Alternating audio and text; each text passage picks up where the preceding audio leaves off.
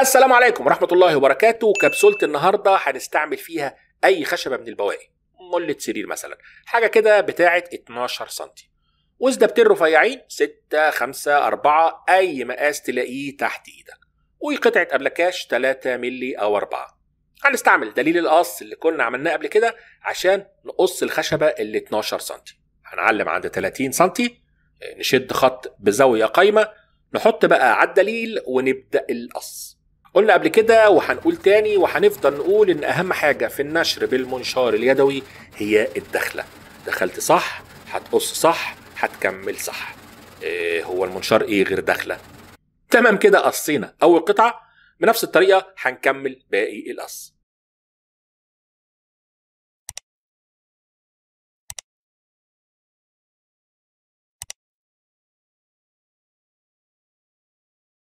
قطعتين بطول 30 سنتي وكمان قطعتين بطول 44 سنتي. نركن بقى الدليل مع الشكر ونبدأ نقفل ونجمع. كنا شرحنا طرق كتير لتجميع خشبتين قائمتين في بعض، براغي بقى ولا كوايل ولا حتى بوكيت هول جيك، انت حر.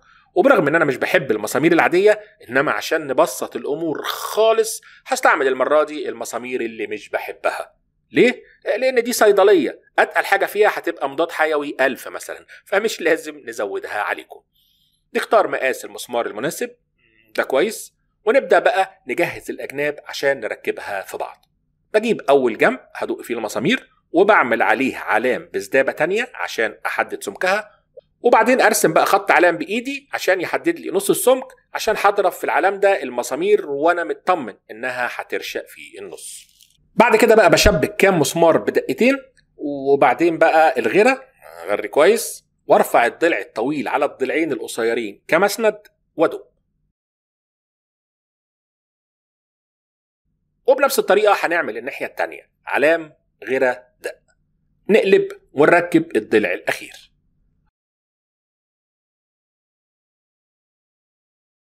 قصيت رفين بطول 30 سنتي برضو عشان أركبهم في النص هنا كده، وبرضو دقتهم وخليت المسافة دي 10 سنتي ودي 12 واللي فاضلة هتبقى 15 تقريبا، عشان تبقى المسافات مختلفة للأدوية اللي أنا ناوي أرصصها.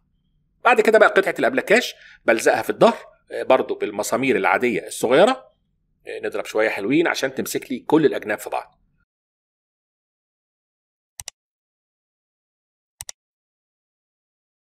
طبعا كنت قاصص الأبلكاشة أكبر سيكة من الأجناب، فهاكل بقى كل الزيادات دي بمبرد خشابي أو بصنفرة 60 خشنة على خشبة صغيرة، وبعدين بقى هبقى نعم وانضف بصنفرة 180 أو 220.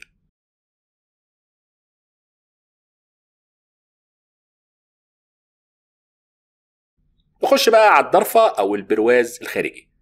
بجيب السدايب والدليل بتاع القص الزاوية 45، ناكل أول طرف،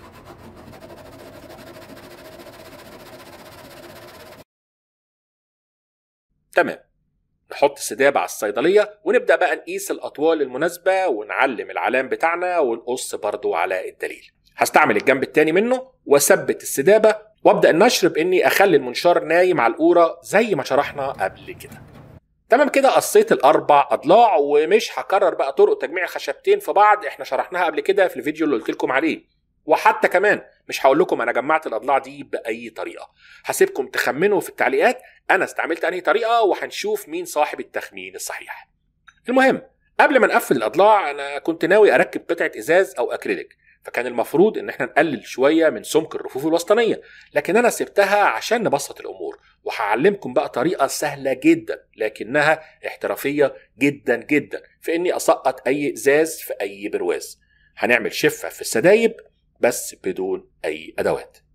ده الضلع اللي هعوز اعمل فيه الشفه بدون راوتر او منشار طاوله، وهستعمل فقط كتر ومسطره وشاكوش وازميل.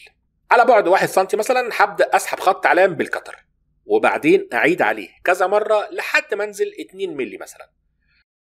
بعدين بسحب بقى خط علام اللي انا هنزل لحد عنده، وابدا بقى بالازميل اشيل ال 2 مللي اللي نزلتهم بالكتر واحده واحده، وابدا اشيل اول طبقه.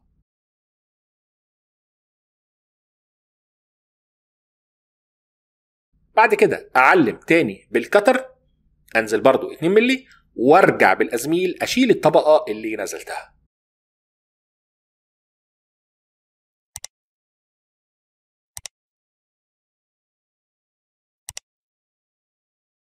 وابدا بقى انضف كل الشفه او المجرى اللي عملته لحد ما اوصل لسطح مستوي تماما.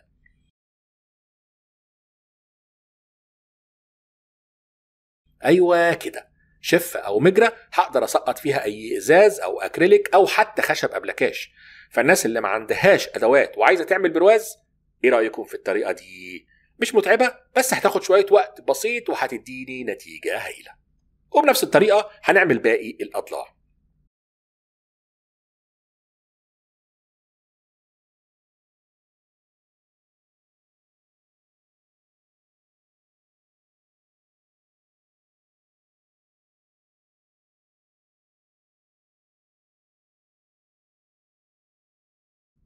تمام كده، خلصت اهو. فاضل بس التاتش الاخير. طلع معايا شويه رايش من الشغل اللي عملته، يعني انا بحب بواقي الخشب جدا. المهم هنجمع الاربع اضلاع، ومش هقول لكم جمعتهم ازاي، انتوا خمنوا. الغطا بقى اللي هسقطه في الضرفه هعمله اكريليك. تقدر انت تعمله ازاز او حتى قطعه ابلكاش، او تخلي الضرفه كلها قطعه واحده من خشب الكونتر، براحتك. انا بس عملت الصيدليه من البواقي اللي عندي، وبنفس ذات نفس شكل الصيدليه اللي كان عاملها جدي الله يرحمه، حاجه انتيكه يعني. فاضل بقى حته شياكه كده، ان انا ارسم شكل هلال في النص هنا كده. فهشيل جزء من طبقه اللزق واحط تيب ورقي، وارسم في نص القطعه دايره كبيره شويه، وبعدين دايره اصغر على الطرف عشان ارسم شكل الهلال ده.